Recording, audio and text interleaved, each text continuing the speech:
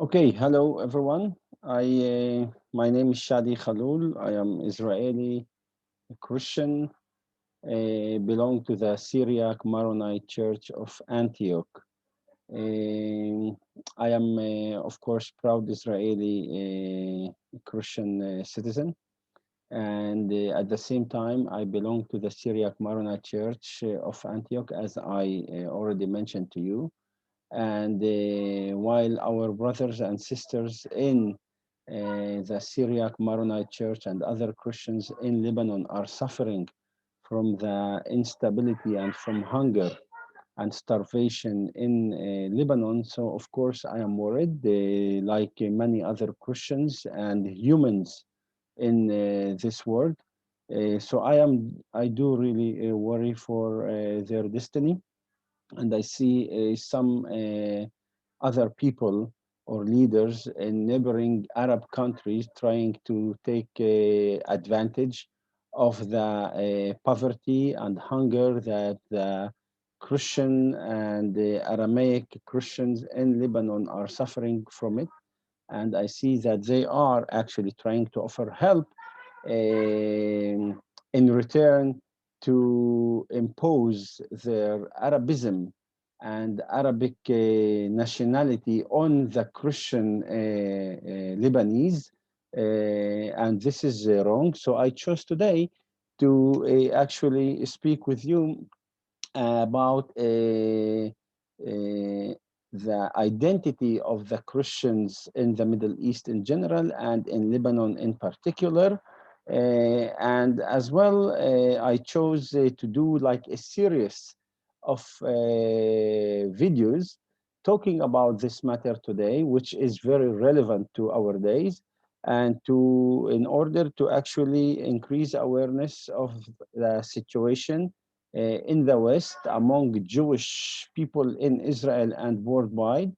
And I wanted to talk during this actually series of videos about the Christian Maronite Aramaic Phoenician people of Lebanon and the Jews before Israel was established.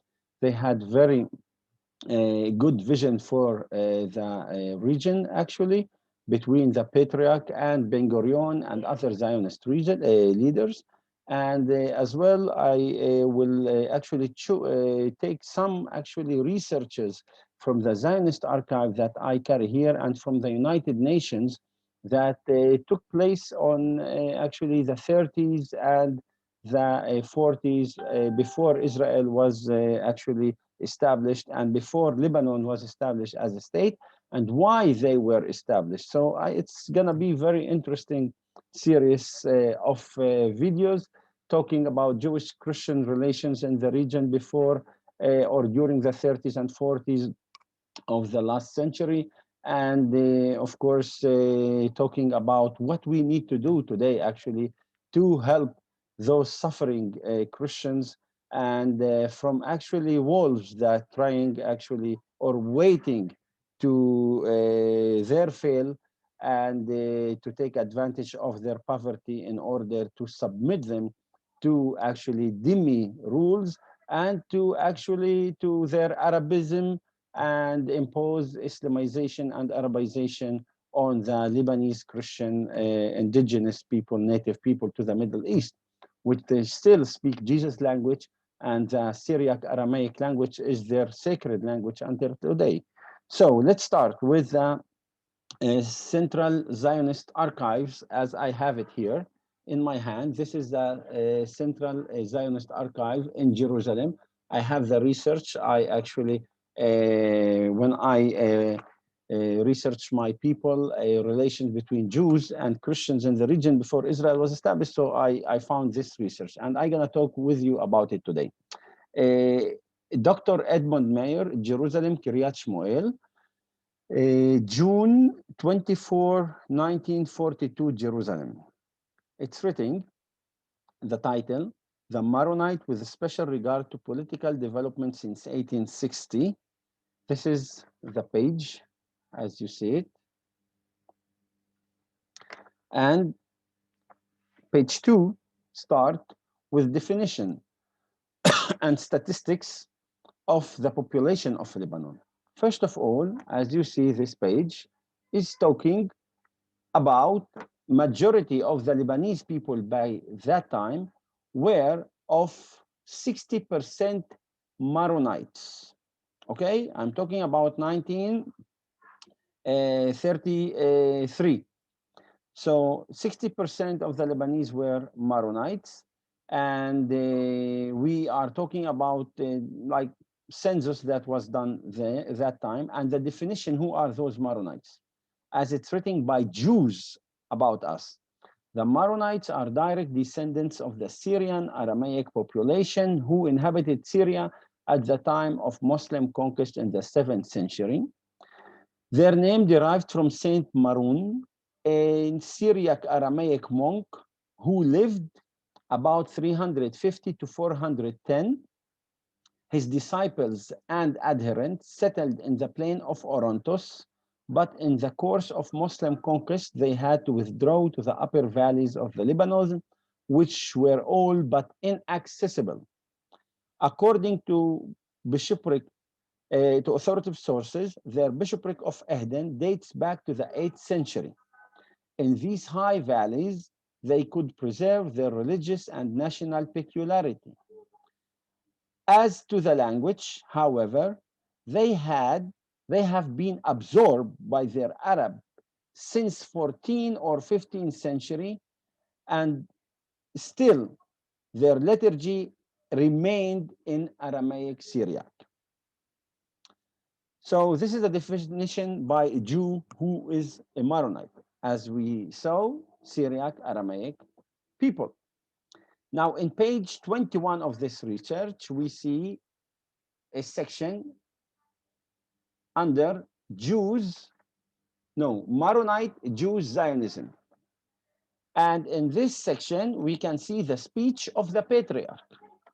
The speech of the Patriarch, which Patriarch? The Syriac Aramaic Maronite Patriarch of Antioch, which is Antiochian Church, as you know, founded by Saint Peter, which is Shimon ben Yonah, one of the disciples of Jesus who founded this church, and we still inherit this early, actually,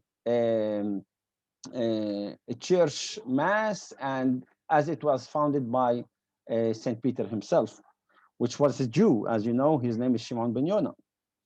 So this is the speech of the Patriarch for the Jews in Lebanon in 1937 during the Jews suffering in Europe and during the Jews suffering in the region where between 1936 to 1939, the Jews were in big trouble in this region because they had attacked on them from their Arab neighbors in Palestina, Israel, and in Iraq, and in Syria, and in Europe. They were under the Nazis and the Nazi Europe, and they were suffering too. So look, let's hear together the speech of our patriarch, the religious and national leader at that time of the Syriac Aramaic Maronite Church.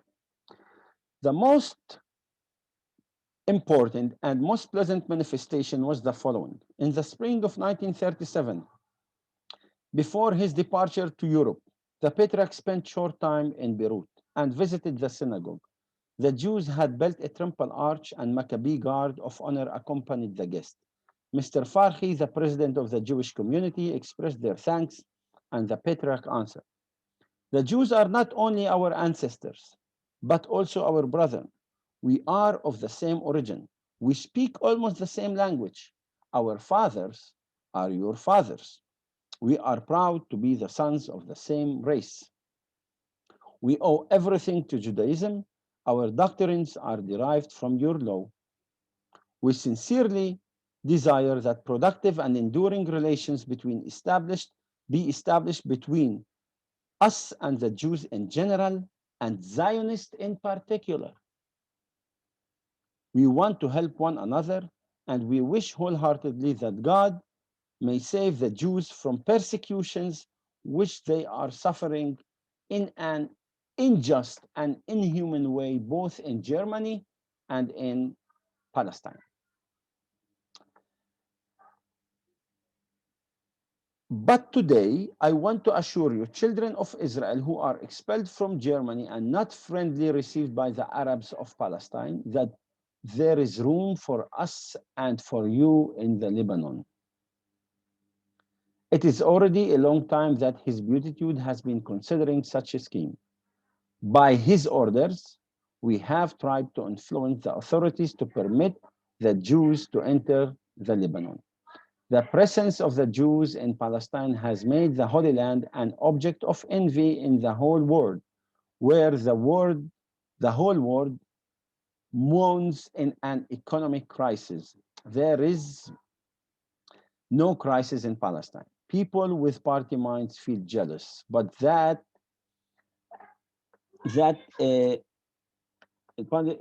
are jealous about that.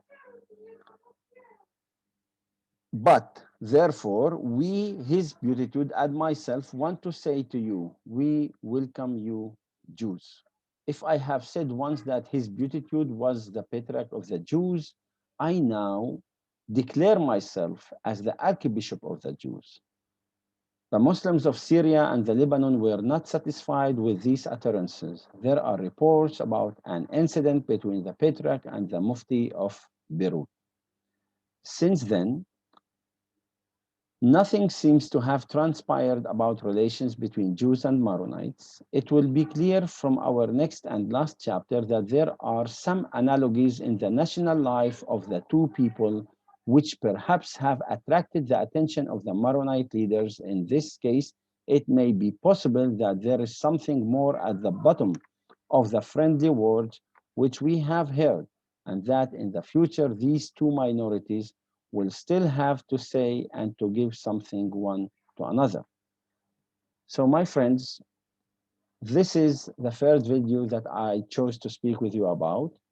And this just proves for all people in the world that we, as Christian indigenous people of the Middle East, specifically the Syriac Aramaic Maronite people of the Lebanon, headed by their church leaders, were at that time the only ones who offered the Jews support and help during the massacres that they suffered from them during 1936 to 1939 and during the persecution in Nazi Germany at that time and in Europe.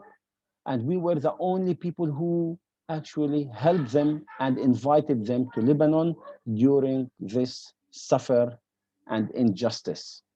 And today, I think Israel and the Jewish people and the world and humanity at all has to offer our Syriac, Aramaic, Maronite, and Christians in the Lebanon a support and protection from all surrounding neighbors who are trying to annihilate them and to wipe them out from the region and to impose on them Arabism and Arabization in order actually to allow them live in their homeland, original homeland in Mount Lebanon. So this is my message to you and to the world today and to all people who care about human rights. Thank you, and we will meet each other in the next video a week after. God bless from the Galilee, Israel.